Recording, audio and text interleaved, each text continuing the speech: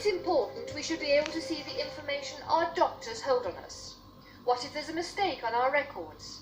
The campaign for freedom of information continues its drive for open access to our files with a new parliamentary bill.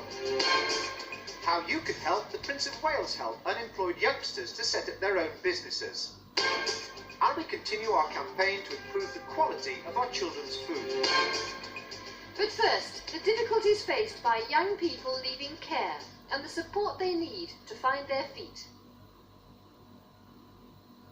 If you're a young person leaving home, it's hard enough trying to manage for yourself, learning how to budget, setting yourself up in a bedsit, probably something like this. And usually, you've still got friends and family to rely on. But if you're a young person leaving care, a foster home or a children's home, there's often little or no support available. I was very nervous, not having the social worker and people around all the time. I was very nervous. I mean, if I got into trouble or something, it had to fall back on me. And I had to sort of be my own mother and father and social worker at once. And it was very difficult. I went through a lot of problems. Well, firstly, they need financial support. They need housing. They need emotional support. They need some kind of stability. They need, they need to know their area and things like that. Yeah, they need to be gradually moved into independence. I mean, you will take a situation of a person at home. Yeah, they're not just thrown out the door at 18 and see you in, I'll never see you again, sort of thing. It doesn't happen that way, but in care it does. And we're taking kids into care because we're saying, or the system's saying, that they can offer them something better.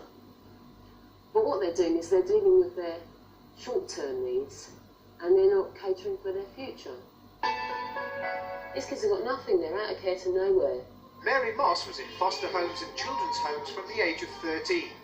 She knows how vulnerable young people leaving care can be. Without support, they can end up with no money and nowhere to go. But there's little support from local authorities. Right.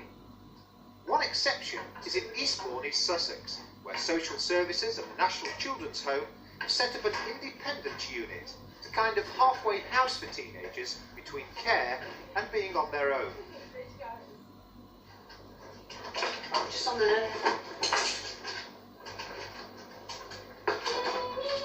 The unit is managed by Jackie Sutherland.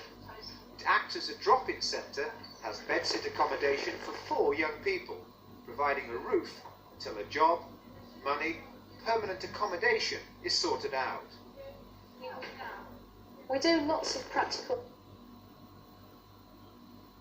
things, just to cook, to budget, how to sign on benefits if necessary, lots of job hunting skills. We set up mock interviews. There's really nothing that we won't tackle. Do you want some more bars? Donna is 16 and resident in the unit. She's only just come in. She's been in about 2 weeks.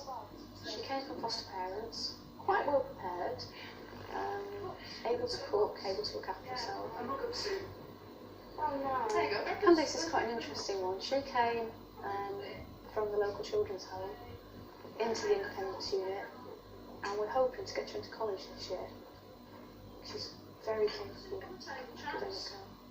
There's lots of emotional support that these youngsters need that can be around relationships, personal difficulties. I think it can be ongoing problems that they've carried with them, family relationships, friends relationships. I think an ongoing problem we come across is that youngsters seem to have quite low self-esteem.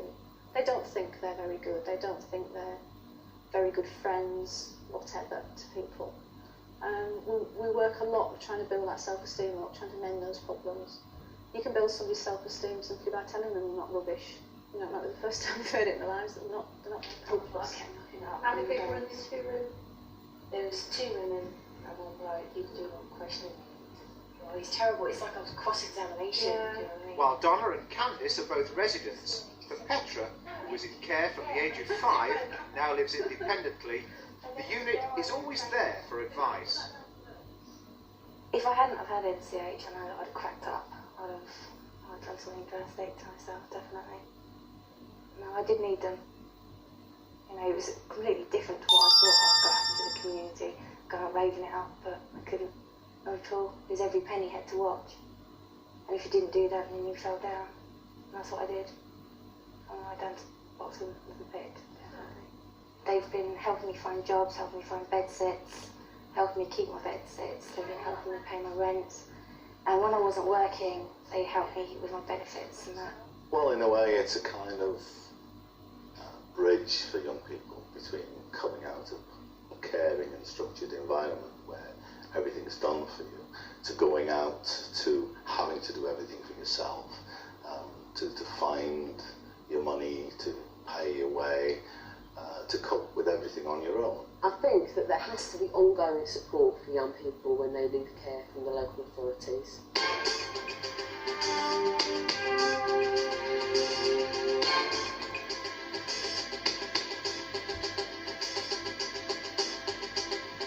It's hard to say. There are a number of communities that probably deny the fact that there are a lot of young people who are facing this problem. A lot of young people who are actually homeless, living in Sister Teresa called the cardboard coffins. And they don't accept that that is the case. It fails a lot of people, and where it fails most of all is when you leave it, because nobody really knows what goes on with those kids after they leave it. There are only 12 independence units in the whole country. Action believes there should be much greater provision to prevent young people leaving care from being at risk.